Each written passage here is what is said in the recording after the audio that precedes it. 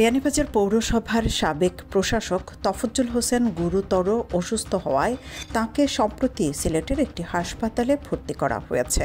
তিনি দীর্ঘদিন থেকে বার্ধক্যজনিত নানা রোগে ভুগছেন। পরিবারের পক্ষ থেকে তার আশু রোগমুক্তি কামনা করে সকলের কাছে দোয়া কামনা করেছেন। সিলেট বোর্ডের স্থগিত পরীক্ষাগুলো 11 আগস্টের পর থেকে শুরু হবে বলে জানিয়েছেন বাংলাদেশ আন্তঃশিক্ষা বোর্ড সমন্বয় কমিটির সভাপতি অধ্যাপক তপন কুমার সরকার। রোববার সংবাদ মাধ্যমকে এই তথ্য জানান তিনি।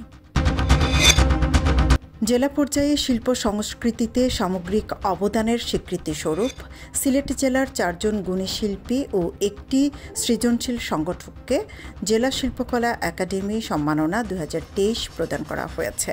জেলা শিল্পকলা একাডেমি সিলেটের উদ্যোগে শনিবার বিকেলে নগরের পূর্ব শাহী ঈদগাস্ত একাডেমি মিলনায়তনে আয়োজন করা হয় এই সম্মাননা প্রদান অনুষ্ঠানের।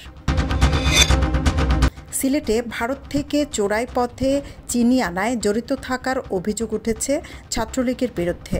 ছাত্রলীগের কিছু নেতা চিনি চোরাচালানে জড়িত থাকার প্রমাণও মিলেছে।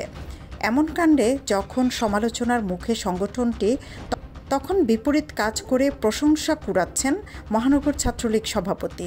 সিলেট মহানগর ছাত্রলীগের সভাপতি কিশোয়ার জাহান সৌরভ দলীয় নেতাকর্মীদের নিয়ে এক ট্রাক চোরাই চিনি আটক করে পুলিশে দিয়েছেন।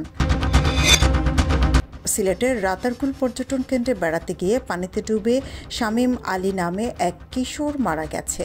শনিবার দুপুর 12টায় পানিতে নেমে নিখোঁজের 18 ঘণ্টা পর তার মরদেহ উদ্ধার করে পুলিশ। শামীম সিলেট নগরের বাগবাড়ি এলাকার শাহজাহান আলীর ছেলে। সিলেট সিটি কর্পোরেশনের সিসিক 20 নং ওয়ার্ডের কাউন্সিলর আজাদুর রহমান আজাদের বাসভবনে হামলা ও ভাঙচুরের ঘটনায় 1 ঘণ্টা কর্মবিরতি সহ 3 দিনের কর্মসূচির ঘোষণা দিয়েছে সিসিক। শনিবার নগর ভবনের সভাকক্ষে অনুষ্ঠিত এক জরুরি সভায় এই সিদ্ধান্ত নেওয়া হয়েছে। সিসিকের জনসংযোগ কর্মকর্তা সাজুল লস্কর এ তথ্য নিশ্চিত করেছেন।